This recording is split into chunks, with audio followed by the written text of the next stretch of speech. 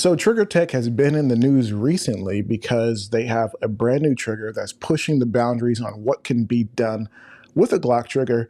Supposedly, that's what I'm hearing. I've never touched it, never gone hands-on with it, never even really taken a super close look at it. But from what I'm seeing, from what I'm hearing, it's freaking amazing. Only problem, and this is maybe somewhat of an issue now, even still, is when certain people on the internet, including one Johnny Glock, who is quite well known for his aftermarket Glock triggers, did some testing, determined from his videos and testing, and for what seems pretty reliably, that in certain configurations with certain setups, it is not drop safe. As in, you can take a mallet, bonk it on the back of the slide, and pop goes the weasel. That trigger could go off. That is what was determined. Trigger Tech has since come out and pretty much acknowledged, like, hey, with certain configurations, we are seeing issues. Now, of course, they also stated that in their testing, those issues hadn't come out, because why would they push a trigger out that is not safe? The question always is like, hey, when you're changing things, when you're customizing, when you're modifying, how far can you go? You know, how much on the wire, the bleeding edge can you, how far down that road can you go before things become unsafe? And just for my YouTube overlords, we are not telling people to customize their triggers or do anything like that. We're just talking about the news. Now, for the people who are interested in learning more about what the heck is going on, I reached out to Vinny, the king of modifying stuff, Lord of Monsu Tactical, and we wanted to talk a little bit about what he knows about the situation. Apparently, he's seen the trigger in person, and he could maybe talk a little bit about it. I think there's something to be said about the PR response, and I do want to talk about what he does, you know, personally for his own guys, for his own shop, to make sure that handguns that he is modifying end up back in your hands safe and sound without incident. And of course, you can continue to use it without incident. Let's go ahead and bring him on the show. Vinny, welcome to Gun Club Radio. Hey man, thanks for having me. It's been a long time coming. A little over a year now. yeah. I mean, that's how these things go. Is you have that first conversation. You were like, hey, what, you know, is this day? Is this day? And then things kind of taper off, and then something comes up, and you're just like, we have to have this conversation. But I'm glad we're going to get a chance to do it. And for those who are wondering, we are going to follow up with a full long form conversation where we can discuss everything that you do in the fullness. But kind of going back to the Trigger Tech issue, you saw the video from Johnny Glock where he bonked it with a mallet, had that primer go off in the gun, and we discussed it a little bit, and you mentioned that you ran into a similar situation. What the heck happened? How did you get it to do that? Yeah, I mean, so like we had talked about kind of off camera here, one of my sponsored shooters sent in a Glock to get some work done, mainly just an optic cut, honestly. And it had one of the Trigger Tech triggers in it. And funny enough, my business partner Zach was like, hey, have you seen this thing? I was like, I've seen it in the ether, like it was being hyped up pretty big across the industry. A couple people said that they played with it, you know, before it was released. And first and foremost, like it's definitely a huge departure from the stock system that Glocks are known for, as far as all the safeties that it has and how it works. So Trigger Tech is, you know, mainly known for precision bolt gun trigger packs and stuff like that. So they kind of threw their hat into the ring with the technology that they made into the Glock platform. And it's doing a lot of things differently that makes the Glock as safe as it is, and kind of skirts and flirts around the way that it works. So Johnny Glock's very well known guy in the industry, probably, well, the best, maker of trigger, aftermarket trigger drop in stuff that is like super safe. A lot of the information that he's put out in the ether on YouTube as well. I myself have used his knowledge to apply onto Glock triggers as well, as far as certain modifications to push the threshold of the trigger to its most max while keeping it safe.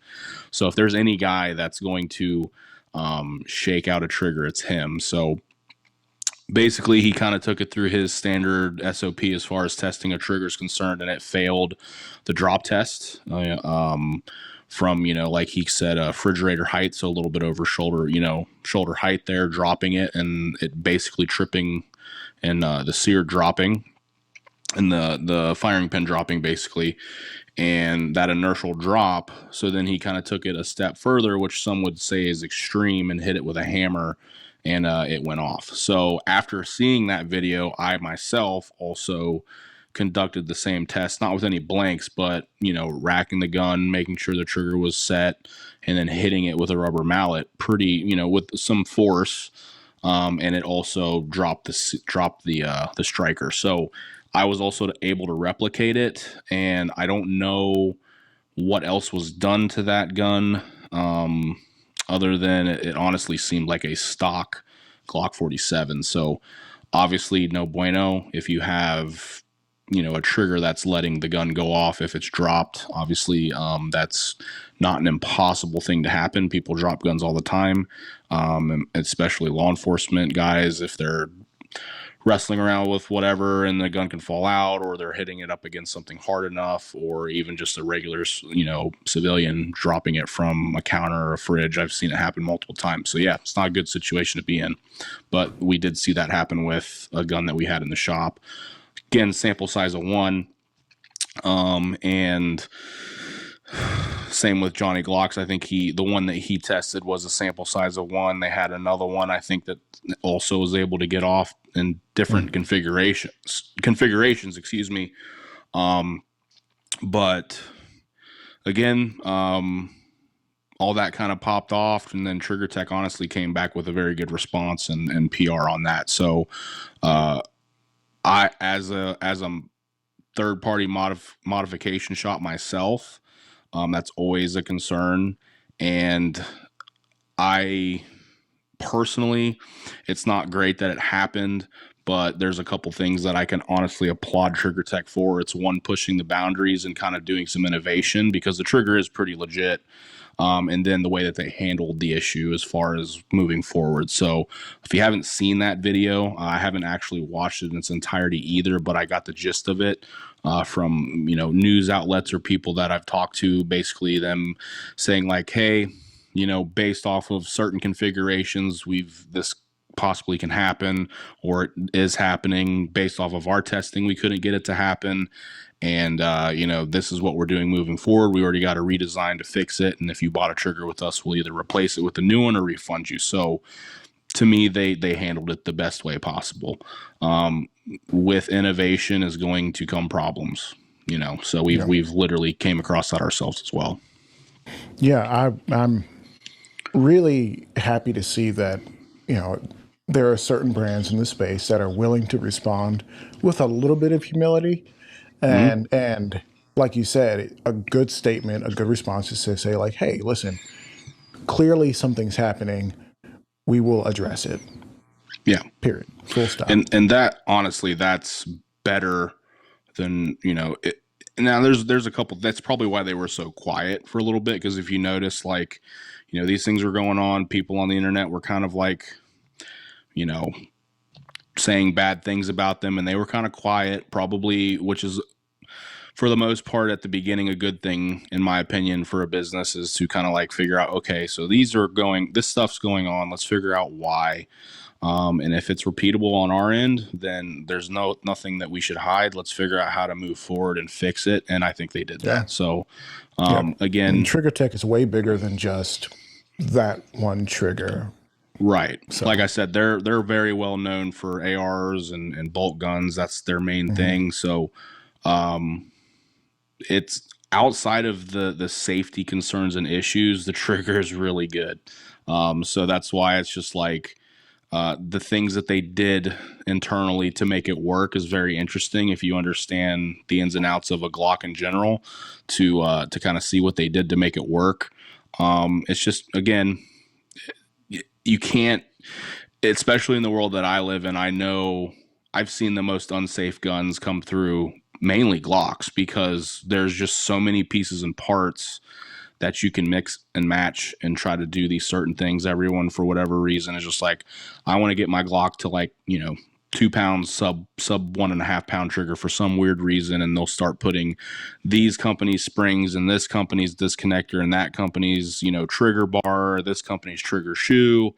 The list goes on. This recoil spring, all of that stuff matters, and once you start stacking different tolerances, you're going to start having problems. So Yeah. that's like, I always make fun of people that unglock the Glock, and then they kind of get mad because they don't understand why it stopped working.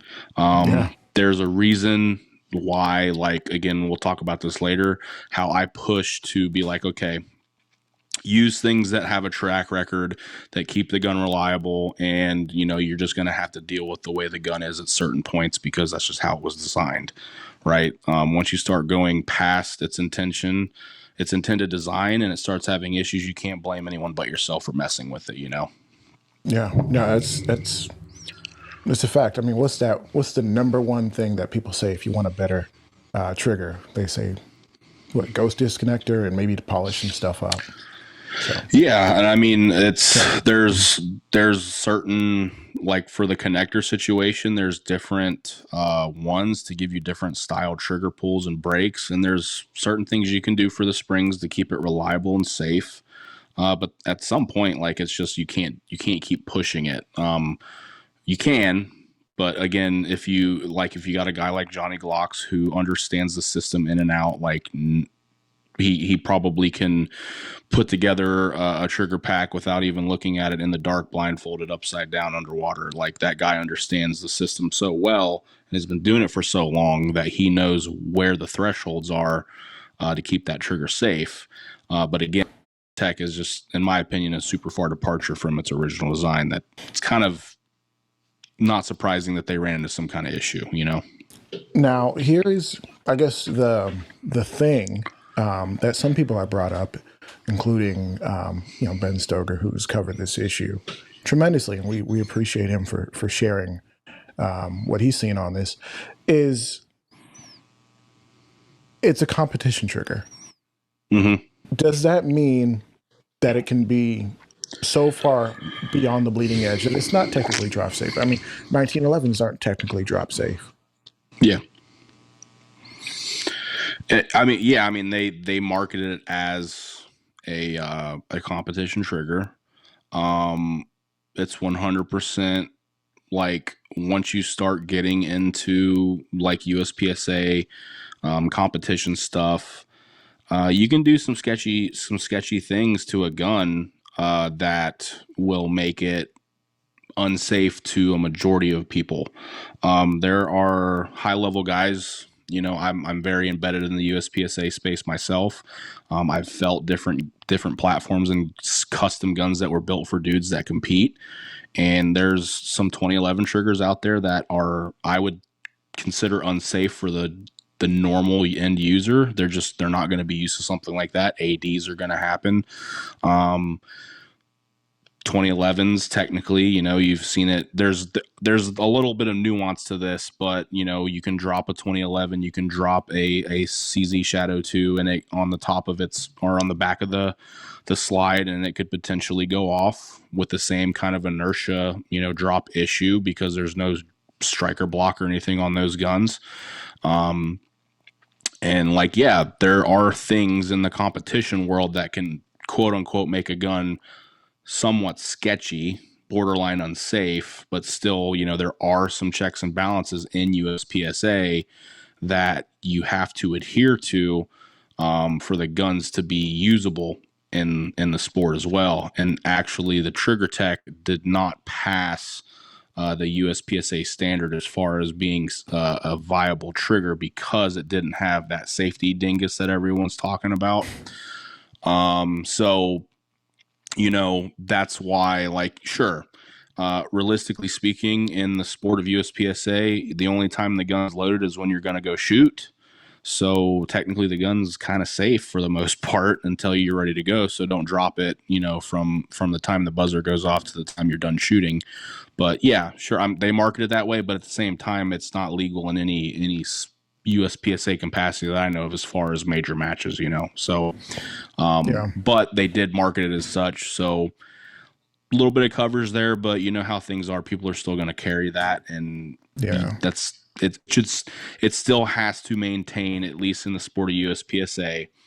If a 2011 has a thumb safety, that thumb safety has to work as its primary safety. The primary safety on a Glock is considered to be that trigger dingus on the trigger, and it doesn't have that. And a lot of people are saying if it had that, then this problem probably would not exist because that trigger would not be able to travel to the rear and set everything off, which is what's happening, in such a fast time. At least that's what we're gathering. Yeah, that's fascinating. And I've actually seen one of the guys in our Discord group, shout out to Gundorg, he shared a video of himself running an IDPA match, so indoor, it's a different league. And he ended up, I guess, tripping over his feet at some point, falling, retaining the gun, keeping it pointed down range, so he got to continue. But I'm like, how many times have I seen a guy fall Oh and yeah. actually drop the gun? Or Yep. somebody claiming to be a safe person and doing something, a little silly, breaking that 180-degree rule, accidentally flagging everybody behind the line. And it's like, how statistically it could happen. Somebody could drop the gun, have it oriented in a way that someone could get hurt. And the amount of people who have met their untimely demise at a USPSA match is not zero. And that's Nope. unfortunate. Yep. So just adding It's to that is rough. yeah. It's I mean, I've seen people drop guns at matches when you're trying to go fast, you're trying to have a fast draw, people literally will just grab it so fast that the gun falls out, and you're done for the day. So you would want to hope that the gun doesn't go off when it falls out of the holster. It's very, very possible for it to happen. And like you said, if you shoot competition, um, I would say, for the most part, you are in a very safe environment, but freakish things happen. I've literally encountered a handful of things that have happened in the sport myself that have been very scary. One was life threatening. The other was pretty scary as well. That happened recently. So don't take for granted the sport of shooting, practical shooting sports. Again, a majority of the people are safe. We got range officers keeping those people safe, but we're still doing very dangerous things as far as running around with firearms and trying to shoot at targets at speed. So it's definitely, it's. I would still consider the sport of USPSA more dangerous than what people put off, and I mean that in such a way that we're still using tools to, play a game or whatever you want to call it.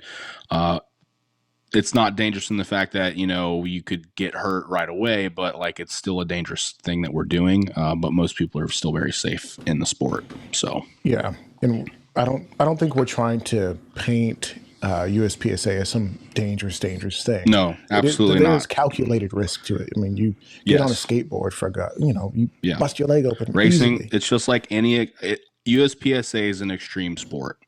Mm. Racing a car, motorcycle, whatever, like most of the time everyone's okay.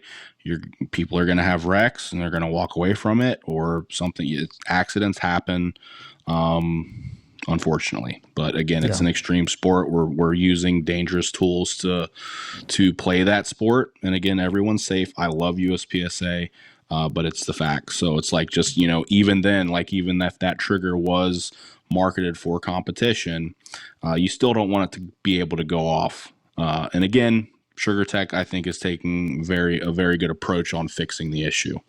Yeah. And So we appreciate that. yep. And then obviously, um, someone legitimately shaking the trigger out to try to find these issues. And I don't think that Johnny Glock meant any ill will towards them when it just happened. And he's going to tell the truth because that's his business. And he honestly thought the trigger was great up until it started to have failures. So, and again, I think it's a sick trigger, and I'll be interested to see the new one with all the other safety measures that they put into it. Absolutely. We'll all be looking forward to that. I'm sure some people love a little drama, so they're looking forward to some popcorn on that.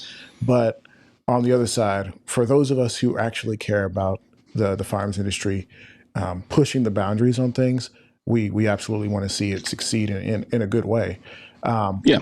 On the other side of this, what does Vinny and the Monsoon crew do to ensure that when you guys are making modifications to any trigger, not just a Glock trigger, that it's safe and reliable for the end user?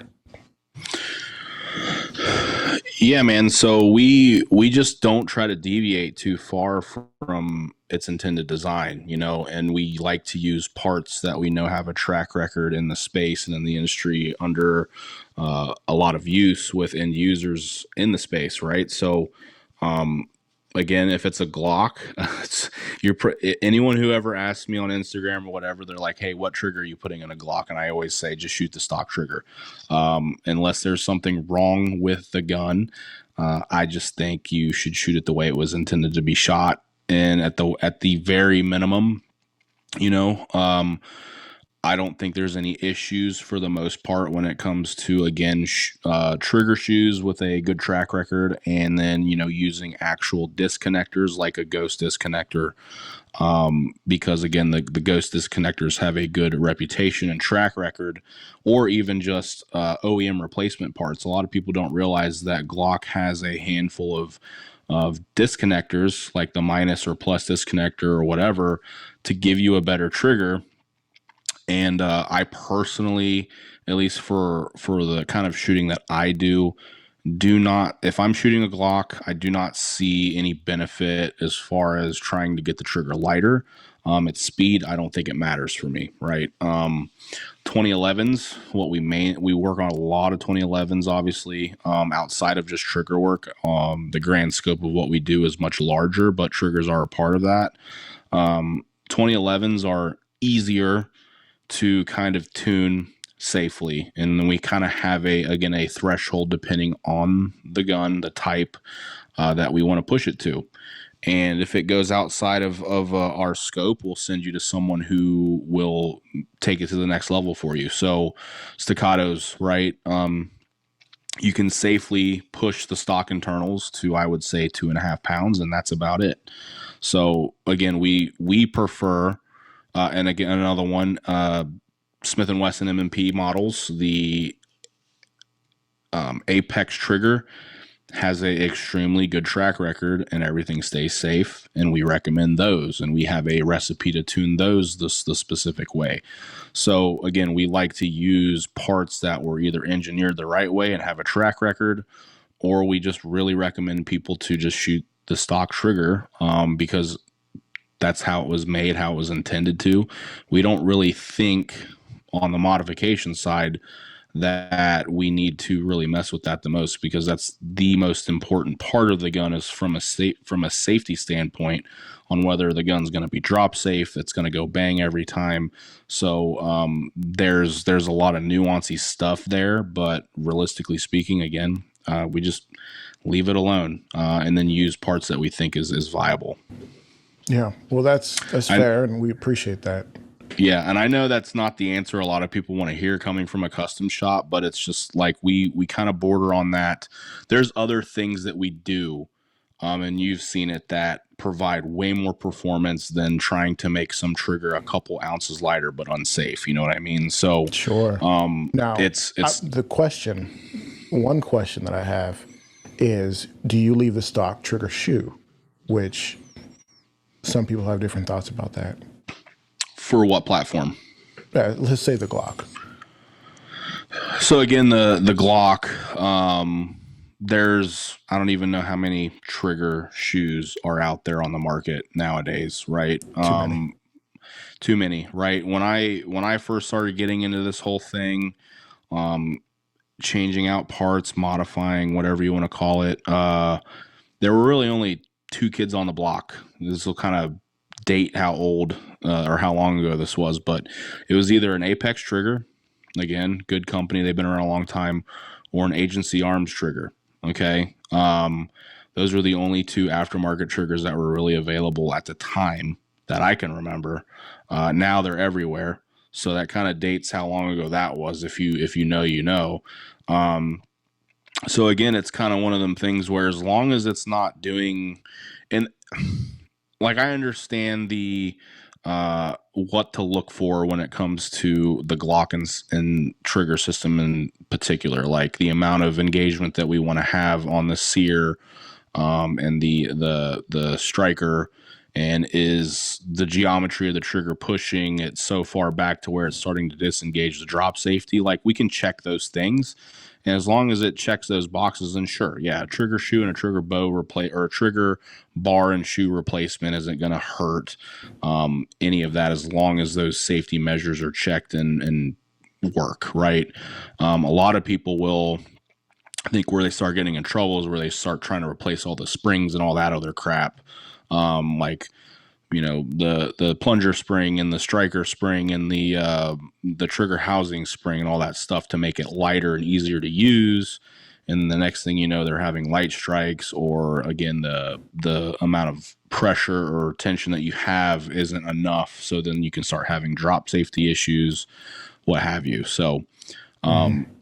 like for the most part, to be honest with you, like if you're just like, hey, I got this trigger shoe on a trigger bar, or I just have this shoe that I want to put on the stock bar, it's probably going to be just fine. You know what I mean?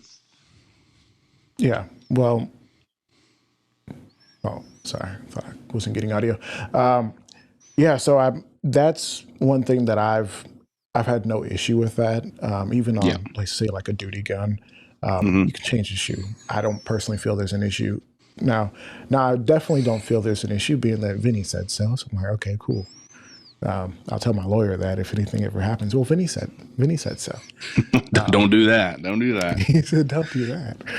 But dude, thank you so much for clarifying all these points and kind of speaking on this issue with me. And I hope that if anyone has any questions, they could obviously drop a comment down below. And if anybody wants to reach out to you on social media, could you tell them where to find you on socials? Yeah, so I'm on YouTube, not as much, but I am on YouTube and I'm on Instagram. They're both monsoon_tactical for there. And then we have our website, monsoontactical.com. We are on Facebook a little bit, but not very much. But if you have any actual business inquiries, hit up the website. And the email at the bottom of the page is the best place to get a hold of us. I do try my best to respond to most Instagram DMs, but if it starts to get really in depth on conversation as far as what things we offer, what things we do, then I'm going to redirect you to the email or give us a call on our shop phone. So, yeah, that's where you can find us. All right. And to clarify, you do not sell firearms. We do not. Nope. Okay. All right. Well, dude, thank you so much for being on the show and sharing your thoughts on the Trigger Tech Ace. And guys, thank you so much for watching, listening, wherever you are. Gun Club Radio. My name is Aaron, and I'm so thankful you're here. See you next time.